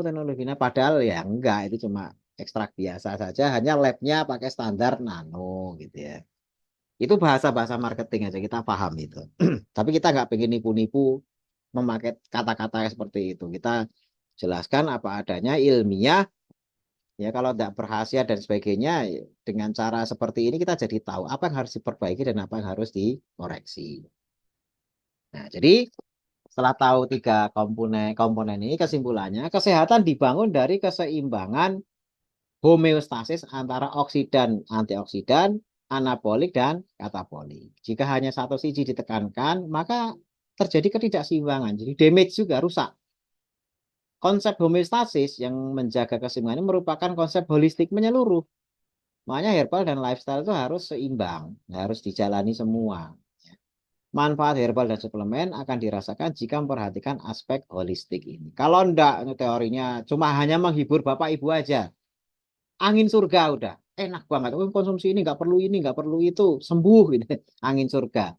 Hanya akan menghibur saja. Tapi habis itu nanti kecewa, siap-siap kecewa. Karena tubuh kita itu memang didesain kalau mau tumbuh, siap-siaplah tidak nyaman. Itu desainnya orang berusaha bisnis juga begitu. Kalau mau tumbuh, mau berkembang, siap-siap tidak nyaman. Ya dengan olahraga, dengan puasa, dengan pantang, dengan ini dan sebagainya. Kalau mau tumbuh itu siap-siap tidak nyaman. Tapi kalau mau nyaman, siap-siap tidak tumbuh atau siap-siap rusak. Itu sudah didesain Allah begitu itu kodratnya. Nah, makanya kalau yang udah nggak usah pakai tidak nyaman, tumbuh aja. Nyata-nyata pokoknya tumbuh. Wah, itu angin surga. Ya, itu biasanya tipu-tipu gitu ya. Itu menghibur sebentar tapi habis itu banyak kekecewaan. Nah, saya hanya menyampaikan fakta secara ilmiahnya. Orang mau tumbuh siap-siap tidak nyaman. Tapi kalau orang mau nyaman siap-siap tidak tumbuh. Itu saja, silakan untuk pertanyaan boleh disampaikan di kolom Ya. pertanyaan. Kalau enggak ada ya kita akhiri perjumpaan kita di siang hari ini. Ada pertanyaan? Ada beberapa pertanyaan, Dok. Oh iya, iya, silakan. Yang pertama itu dari Kak Renita. Puasa yang dianjurkan untuk proses katabolik, apakah minimalnya rutin puasa Senin Kamis atau seperti apa, Dok? Ya puasa itu bisa Senin Kamis. Ya Senin Kamis yang tertib, yang bagus ya. Atau bisa juga intermittent fasting harian. Yang dari jam 8 malam sampai jam 12 siang. Itu intermittent fasting harian. Kalau yang mingguan Senin Kamis. Ya yang puasa sunnah. Atau yang bulanan tiap 3 hari dalam sebulan. Itu dikerjakan semua oke. Itu bagus banget. Ya, itu untuk proses katabolik. Untuk merombak hal-hal yang tadi sel zombie dan sebagainya itu dari situ. Karena Yang itu penting harus konsistennya, Dok ya. betul, penting konsisten. Berikutnya, Kalau hanya parsial saja ya mungkin akan tidak maksimal ya. Kadang betul. gini, Dok, kadang ikut tren gitu, Dok. Hmm, Puasa ini, puasin tapi nggak pernah ada yang konsisten, padahal hasilnya nggak maksimal juga gitu, Dok ya. iya kalau cuma sekali tok puasa panjang itu sekali tok itu ya stresor sekali aja, Ya, tidak akan tercipta apa namanya daya tahan. ya. Selanjutnya dari Kak Bambang Sumantri Asyafi. Dok, cara mudah badan berotot gimana ya, Dok? Kasih. Yang pengen Ya, berotot nih, Dok. sebenarnya mudah teorinya, prakteknya yang berat. Ya, jadi prinsipnya adalah tadi homeostasisnya itu digeser terus. Misalnya sekarang Bapak kita kasih nilai nih homeostasis di angka 50 misalnya. Dengan kondisi otot yang sekarang ya. Ya saya belum tahu, itu kan harus dilihat dari body fat-nya berapa. Tubuh kita itu punya body fat berapa. Body fat itu ototnya berapa, lemaknya berapa. Komposisinya itu lebih banyak lemaknya atau lebih banyak ototnya. Kalau masih lebih banyak lemaknya, jangan langsung angkat beban. Singkirin dulu lemaknya. Ya, dengan intermittent fasting kah atau dengan diet keto atau 5 pilar dijalani. Begitu sudah berat badan ideal, apa namanya body fat atau lemak tubuhnya sudah mulai sedikit, baru angkat beban. Nah, angkat beban ini pertama akan membuang lemak sisa yang masih ada. Yang kedua, ototnya itu akan membesar dengan dikasih asupan bahan pembangun otot. Ya, seperti whey protein atau makan daging atau makan telur. Nah, itu nanti telurnya, dagingnya, atau whey proteinnya akan bisa dipakai ketika ototnya itu tiap hari dirusak terus. Yang tadinya nilainya 50, dirusak dulu. Ya, nanti akan ada otot-otot yang sudah nggak bisa dipakai, yang sudah rusak, yang selama ini nebeng hidup di situ, disingkir-singkirin. Nah, telurnya, dagingnya, whey protein yang dikonsumsi itu akan nambal ke sana. Nambalnya dia mesti lebih besar daripada yang sebelumnya. Nah, dia cuma nilainya 50 jadi 60. Nah, 60 ini nanti sekian hari, mungkin seminggu, 2 minggu stabil di 60. Usahakan robek lagi minggu sekiannya. Setelah minggu ketiga, minggu keempat, robek lagi. Nanti jadi naik 70. Robek lagi, nanti jadi naik 80 dan seterusnya. Jadi, itu caranya seperti itu. Dan butuh waktu memang. Jadi tidak bisa misalnya dirobek sekarang, besok jadi 70. Dirobek sekarang. Karena proses perombakan, perobekan, dan naik apa namanya homeostasisnya itu ke level yang lebih tinggi, itu makan waktu. Ya, dan tidak usah tergesa-gesa. Ini lifestyle seumur hidup. Nggak usah tergesa-gesa. Bisa jadi 6 bulan, bisa jadi 2 bulan, gitu ya. Ada yang sebulan bodinya itu sudah ini banget karena memang body fatnya dari awal sudah kecil. Tapi kalau body fatnya masih banyak, masih gendut, lemaknya masih banyak, terus angkat beban, itu makin apa ya? Tidak proporsional nanti karena lemaknya juga masih, tapi ototnya sudah membesar. Jadi antara gemuk dan ototnya itu bareng-bareng membesar. Nah itu nanti walaupun keker tapi kelihatan gemuknya. Tapi kalau sudah body fatnya itu berkurang, terus dibangun ototnya, nah itu yang bisa six pack, tangannya gede, apa itu dia kayak gitu-gitu. Tapi sekali lagi prosesnya selalu menggeser homeostasisnya dari nilai yang sekarang berapa naik dengan cara tadi itu dirombak, tidur cukup, dibangun, besoknya dirombak lagi, tidur cukup, dibangun, besoknya lagi dirombak lagi, begitu terus. Itu kunci mudahnya seperti itu. Ya. Sekian, Karena Ayu. kita nggak pernah tahu, kadang kita lihat hasilnya doang dok ya, lihat Oh orang iya, teman buru-buru padahal nggak pernah tahu kita dia buat ke proses itu seperti apa penderitaannya gitu teman-teman betul, binaraga seperti betul. itu. Ya, Ya, kalau yang memang mau cepat pakai steroid biasanya, ya, tapi itu ngerusak itu. Oke, selanjutnya dari Kak Johana. Izin bertanya Pak Dokter, ketika merebus serai, jahe, kunyit, lalu dituang ke gelas dan ditambahkan air jeruk nipis, seketika ada perubahan warna dari kuning gelap menjadi kuning terang. Itu artinya apa Pak Dokter? Apa yang tidak perlu diminum? Ini yang dulu kita bikin Oh percobaan itu iya, dok ya? itu pengaruh dari vitamin C-nya. Vitamin C itu seringkali karena dia antioksidan kan, ya antioksidan. Hal-hal yang sifatnya membuat oksidasi itu kan radikal bebas. Terjadi oksidasi itu misalnya gini, apa namanya, buah apel dikupas, warnanya jadi kecoklatan, pisang dikupas kecoklatan, itu terjadi proses oksidasi. Yang menghambat proses oksidasi itu apa? Oksidasi itu adalah antioksidan. Nah, jeruk itu mengandung antioksidan. Ketika sesuatu direbus, terbentuk radikal bebas. Ketika dikasih jeruk, vitamin C, dia kan apa namanya mengasih antioksidan, ya, oksidan, sehingga seimbang, warnanya berubah. Misalnya, kalau mau ingin coba lagi, secang misalnya. Secang itu kan warnanya merah. Coba dikasih jeruk, itu warnanya netral. Ya, warnanya jadi netral. Nah, hal-hal seperti itu, ya itu cuma reaksi kimia-kimia biasa, oksidan, antioksidan, gitu-gitu. Dan biasanya kalau yang pinter kayak gitu-gitu terus buat jualan tipu-tipu. Ya, kita pernah bikin video sama Pak Indra itu. Oh, ini kalau warnanya berubah berarti kumannya hilang. Wah, ini berarti badannya makin sehat. Itu tipu-tipu. Ada yang pakai alat listrik. Kakinya dimasukkan ke air, tiba-tiba airnya keruh. Wah, ini racunnya keluar. Oh, enggak, itu reaksi redox. Itu reaksi redox. Gitu ya. Ya, reduksi oksidasi seperti oksidan dan antioksidan itu reaksinya begitu. Tapi kan dijual-jual di mall-mall dulu ya sempat ini, tapi ketahuan sama POM kan akhirnya dikukutin semua itu. Karena dicelup airnya, Bapak, wah ini racunnya banyak. Terus akhirnya dicolokin ke listrik, terjadi reaksi redox, airnya jadi keruh. Padahal cuma reaksi listrik biasa. Orang kok kaget, jadi keruh ya? Wah racun saya keluar semua. Enggak, racunnya tetap. Cuma airnya berubah gitu ya. Itu tipu-tipu. Jadi ya itu salah satu rezeki yang gak berkah. Kenapa tadi ada Syekh yang bilang herbalis, terapis kan apa ini banyak tipu-tipunya kayak gitu-gitu. Banyak kok ini trik-triknya kita tahu semuanya. Tapi kita nggak praktekkan, kita kasihkan edukasi biar Bapak Ibu tidak kejebak di situ. Mungkin ada yang memang sengaja nipu, ada juga yang memang karena kurang pengetahuan dok ya. Mereka kurang Nah, update ilmu seperti webinar ya, seperti ini, jadi terbawa oleh berita-berita yang tidak ilmiah pada akhirnya. Yang betul. ingin pembuktian yang tadi seperti yang Pak Dokter jelaskan ada di channel YouTube Habat Institute. Cari saja praktek pembongkaran tukang tipu-tipu herbal ada di sana.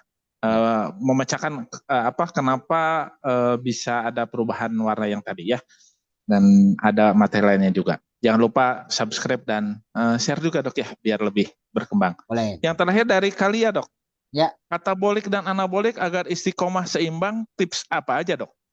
5 pilar itu kan sudah keseimbangan anabolik dan metabolik. Dari pagi puasa intermittent, siang mulai makan. Ya, kalau pagi itu puasa intermittent plus aktivitas fisik. Ya, karena tubuh kita disusun pagi hari itu memang gula itu disediakan oleh tubuh kita. Makanya jangan kaget ya yang puasa intermittent kalau pagi gulanya tinggi itu hasil dari produksi liver. Padahal semalam puasa loh ini. Dari jam 8 nggak makan kok malah pagi dicek gulanya tinggi. Jangan kaget. Itu memang disediakan oleh tubuh. Kenapa? Biar kita aktif. Bukan kita makan malahan. Salah orang pagi hari malah kebanyakan pada makan. Gitu kan. Justru kenapa tubuh itu menyediakan gula tinggi di pagi hari? Biar dipakai untuk gerak. Nah kalau sudah gerak gulanya akan turun. Ya gulanya turun karena dipakai buat apa? Nyari makan. Gitu ya. Itu siang hari itu gitu. Nah, nanti makan tuh setelah siang jam 12. Itu paling cepat gitu ya. Kalau mau sore itu lebih bagus gitu ya. Nanti sore itu saatnya tidur. Ya, sore sudah mulai istirahat, rileks, makan enak. Malam Ba'da Isya itu tidur jadi gampang. Nah, itu 5 pilar itu mengatur metabolisme kita sehingga anabolik dan katabolik itu jadi seimbang. Jadi sejak pagi, fastingnya, movingnya, relaksasinya, kemudian eating, kemudian baru dilanjut terakhir sleeping. Gitu. Ini ada yang terakhir baru dok. Dari Nah, Kadui, dok, saya sudah IF pagi cek gula 90, normal nggak dok? 90 bagus. 90 bagus. Berarti apa? Tidurnya bagus. Karena ada yang pagi cek itu 130, jangan kaget, nggak apa-apa. Itu berarti tidurnya mungkin kurang bagus atau memang biasa aktivitas tinggi. Tapi intinya jangan khawatir pagi itu insya Allah gluconeogenesis kita itu memang diciptakan untuk aktivitas. Fitrahnya pagi itu gerak. Nah, fitrahnya pagi itu gerak. Bukan nasi kuning dok ya? Bukan, itu nanti diisi lagi malah jadi glucose spike. Ya, akan terjadi glucose spike. Siap. Baik, Pak Dokter sudah menjelang asar, Pak Dokter di Ya, sini. Teman-teman semua, jadi yang Pak Dokter katakan bahwa jangan sampai terjebak. Kalau herbal, kalau dari awalnya sudah too good to be true, dok ya, pasti itu ujung-ujungnya kecewa, dok ya. ya. Jadi memang harus mulai cerdas, mencari pertimbangan, mencari apa riset-risetnya, informasi gali sedapat-dapatnya ketika kita mendapatkan produk herbal. Jangan sampai tertipu, jangan sampai justru malah merusak tubuh kita sendiri. Dan insya Allah untuk Habat Nasional dan Habat Institut konsisten untuk menyediakan kebutuhan herbal yang insya Allah aman bagi tubuh karena sekarang juga sudah bekerjasama dengan salah satunya dengan Universitas Pajajaran sebagai peneliti. Baik, saya ingatkan teman-teman semua yang ingin mendapatkan rekaman webinar ini karena tidak di-share secara umum, hanya peserta saja. Jangan lupa untuk mengisi daftar hadir yang telah disempatkan di kolom link dan juga ya teman-teman yang akan check out produk flash sale hari ini karena 50-60%, luar biasa sekali, jarang-jarang sekali. Silakan bisa menghubungi nomor CS yang sudah disempatkan di kolom chat. Pak Dokter, ada yang sama kali Pak Dokter? Mungkin itu saja Pak Hendra. Intinya apapun yang kita tempuh dari jalur terapi gitu ya akan optimal kalau kita paham ilmunya. Jadi, jangan sampai kita sekedar pokoknya pengen sembuh cepat dan lain sebagainya yang malah kejebak kepada hal-hal yang akhirnya bikin kita kecewa. Siap. Terima kasih Pak Dokter atas ilmunya pada hari ini. Mudah-mudahan kedepannya kita diberi kelancaran untuk dapat melaksanakan lagi majelis ilmu seperti ini lagi ya tentang kesehatan yang bisa berguna untuk diri kita dan juga untuk keluarga orang terdekat kita. Bisa menjadi dokter buat diri sendiri setidaknya dan buat keluarga. Terima kasih teman-teman semua. Terima kasih Pak Dokter atas materinya. Kita berjumpa lagi dalam webinar di lain kesempatan. Silakan yang ingin mengikuti program-program bisa bertanya ke CS. Link absennya di mana Pak? Ada di kolom komentar Kak. Di kolom komentar. Sebentar saya ini dulu. Saya kopikan dulu ya. Sebentar.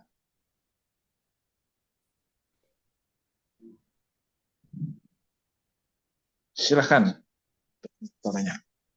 Baik, teman-teman semua. Sehat-sehat selalu semuanya, jaga kesehatan karena sudah mulai peralihan musim, minum suplemen, perbanyak gerak, bukan perbanyak magernya, begitu dok ya? Ya.